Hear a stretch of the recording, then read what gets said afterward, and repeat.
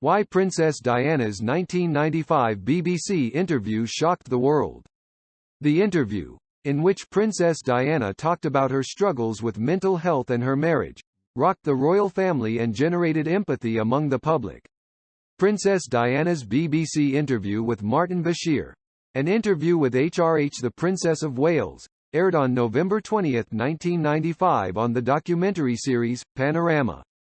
Filmed in Diana's sitting room at Kensington Palace, the explosive interview made history because of the frank way Diana divulged intimate details of life as a royal and her marriage, including her struggles with postnatal depression, bulimia, and, most shockingly, her husband's affair with Camilla Parker Bowles. It was the final blow to Charles and Diana's troubled relationship. In 2021, revelations about the deceitful way Bashir obtained the interview made headlines, bringing Diana back into the spotlight 24 years after her untimely death and raising new questions about the media's role in the tragically short life of the people's princess. Diana reveals mental health struggles. In the interview, Diana discussed the lack of support she received from the royal family when she was experiencing postpartum depression.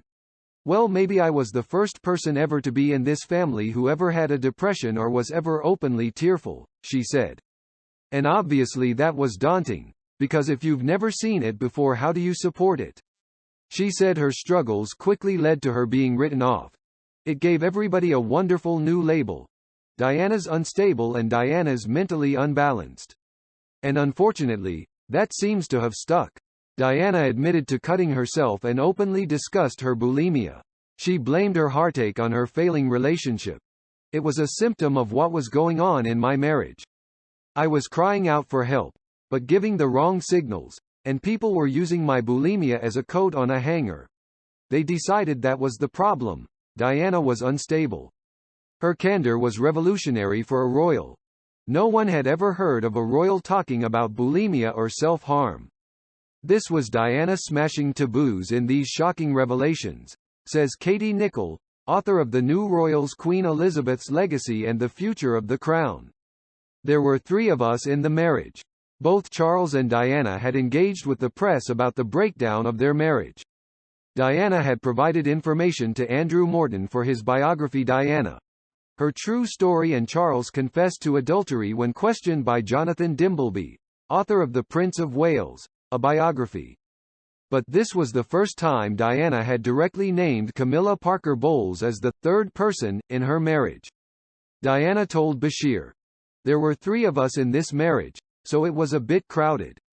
She went on to admit her own affair with former Army officer James Hewitt, who had served as her and her son's writing instructor. She told Bashir she was very let down when Hewitt contributed to a tell-all book about their affair, Princess in Love. "It was shocking because this was Diana in her own words, and what she was saying was incredibly explosive," says Nicholl. "It was Diana taking control of the narrative in front of the camera for the very first time." Diana on her husband's future as King Charles III. When asked if Charles wanted to rule, Diana told Bashir, "There was always conflict on that subject with him when we discussed it, and that, being king would be a little bit more suffocating. And because I know the character, I would think that the top job, as I call it, would bring enormous limitations to him, and I don't know whether he could adapt to that." Her casting doubt on Charles's ability to be a good king was hugely damaging to the institution, says Nicholl. "There is a fine balance between using TV as a medium to royal advantage and not letting too much daylight into the mystique of monarchy." Fallout from Diana's BBC interview. Though Charles and Diana had been separated since 1992, the 1995 BBC interview was the final blow to the marriage. "There were both personal and political considerations," says Carolyn Harris, historian, author, and royal commentator. "On a personal level, there was a strain on the Queen's grandsons Williams and Harry. On the political level, Diana was critiquing Charles's suitability to be king. A month after it was filmed, Queen Elizabeth II sent letters to Charles and Diana urging them to finalize their divorce. The Queen could see the damage it was causing to the monarchy as an institution. It was a case of Elizabeth II putting the reputation and preservation of the monarchy above all else," Nicholl says. It also deeply upset Diana's family and those closest to her, including Prince William. It was one of the few times she fell out with William, Nicholl says. In 2021, Prince William issued a public statement about the interview, saying, "It was a major contribution to making my parents' relationship worse and has since hurt countless others. He requested it never air again." Walter Bashir used deceitful methods to obtain interview.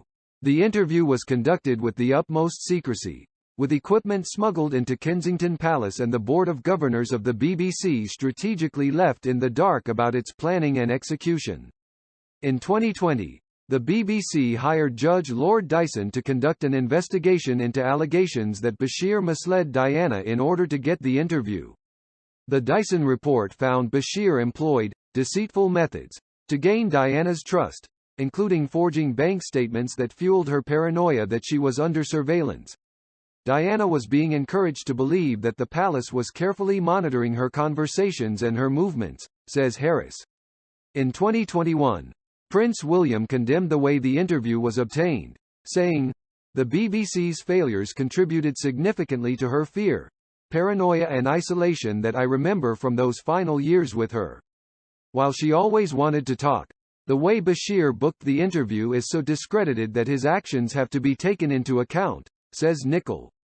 "We don't know how much the fears he instilled in her led her to doing the interview or whether she would have gone as far as she went had she not been deceived. That is the big question." Diana died in a car crash just 2 years after the BBC interview, making her words loom even larger in public remembrances of the People's Princess. Diana was able to connect to the public because of the combination of glamour and vulnerability, says Harris. One of the reasons many people felt they could relate to Diana was that they felt as though they knew her because she spoke quite openly of the challenges she faced.